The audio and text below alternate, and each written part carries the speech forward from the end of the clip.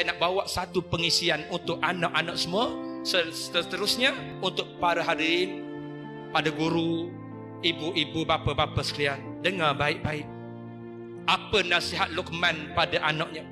Yang pertama sekali, kita orang belajar ni, wa wassaynal insana biwalidayhi hamalathu ummuhu. Bergaul baiklah dengan kedua ibu bapamu. Tolong anak-anak semua yang mana masih ada ibu dan ayah, tolong bergaul baik dengan ibu bapa kita. Jangan kita jadi anak yang derhaka. Di saat kita belajar, di saat kita menuntut ilmu, tiba-tiba kita ada buat dosa dengan ibu bapa kita. Wal-iyazabillah. Tolong, saya ulang ayat ni, tolong dibimbangi kita. Duduk belajar, tiba-tiba tidak ada berkat. Duduk hafal ilmu, duduk menadah, talaki kitab, tiba-tiba tak berkat. Bila ditanya kenapa jadi macam ni, kenapa jadi macam ni, tiba-tiba kita tersangkut dosa dengan ibu bapa kita. Masya Allah. Oleh itu ingat adik-adik semua, pelajar-pelajar semua, sekiranya kita masih ada ibu dan bapa, tolonglah taat kepada ibu bapamu. Kata Luqman, selagi ibu bapamu tidak suruh kepada mensyirik akan Allah Subhanahu wa taala. Inna syirka la zulmun azim. Sesungguhnya dosa syirik ini dosa yang besar. Oleh itu, selagi ibu bapa kita tidak suruh kepada mensyirik akan Allah, wajib kita taat kepada ibu bapa kita di saat dia hidup ini. Yang mana masih ada ibu bapa, tolong taat pada ibu bapa. Kerana orang yang taat dengan ibu bapanya mendatangkan berkat dalam dia belajar. Satu kisah yang saya nak bawa pada pagi ni, ada seorang pemuda tu, dia jadi anak yang derhaka di zaman hidupnya.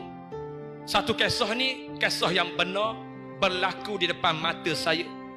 Seorang pemuda, waktu hidup dia, dia bercakap kasar dengan ibu dia. Suatu hari terjadi kisahnya, apabila ibunya tidak menyediakan masakan untuk dia, tiba-tiba dia balingkan penyapu pada ibunya. Masya Allah. Demi Allah, saya bercerita pada pagi ni, cerita ni berlaku depan mata saya. Seorang anak yang balingkan penyapu pada ibunya di saat ibunya tidak dapat menyediakan makanan. Disumpahnya ibu, dimaki hamunnya ibu, sehingga ibu itu dalam keadaan malu masuk dalam rumah. Masya Allah. Cerita ini berlaku depan mata saya.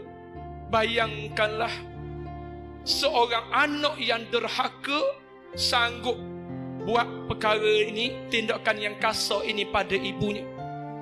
Baik, dengan cerita ni cuba kita fikir, kalaulah di saat itu kita mati, adakah layak kita untuk masuk syurga Allah?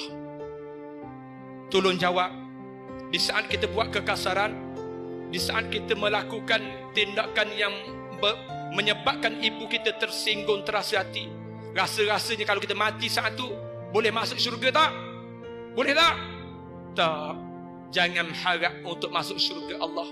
Sekiranya kita telah melakukan dosa di saat ibu kita masih hidup, kita telah derhaka kepada dia. Oleh itu nasihat saya pada anak-anak dan mana ibu bapa yang ada di belakang, kalau masih ada ibu dan bapa, jagalah, bergaul baiklah dengan ibu bapa kita di saat dia hidup. Ini pesan saya. Jangan kita derhaka kepada dia.